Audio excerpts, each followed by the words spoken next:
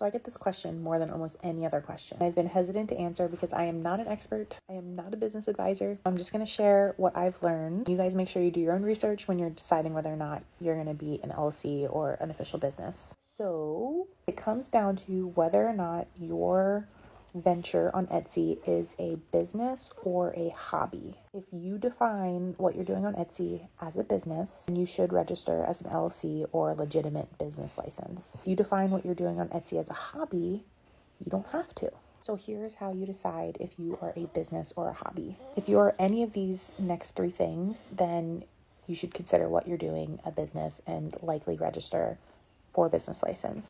All right, first question.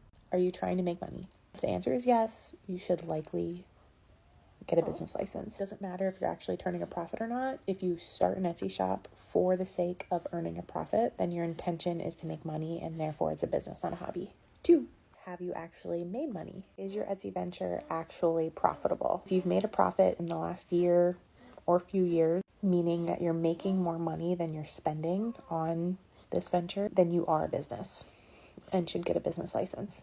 And the third one is like this a partnership or an LLC? If yes, then you are a business. That's kind of an obvious one. There's a list of 9 factors for considering if what you're doing is a business and not a hobby that is directly from the IRS. So I'll list them really quickly. Whether you carry on activities in a business-like manner, meaning you keep accurate books and records. Whether the time and effort you put into the activity indicate you intend to make profit. You depend or will depend on the income for the activity you're doing on Etsy. Whether your losses are due to circumstances beyond your control or are they just like normal startup costs. Whether you change your methods of operation in order to increase profit. Whether you have the knowledge to carry on this activity as an actual business.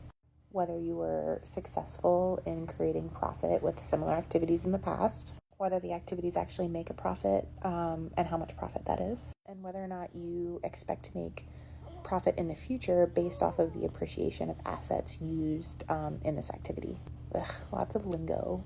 If you answered yes to most of those questions, then you're likely a business and not a hobby and should probably register as a business. I'm going to do a part 2 that goes over what constitutes a hobby and then the benefits and perks of either or depending on which direction you go. So watch out for part 2.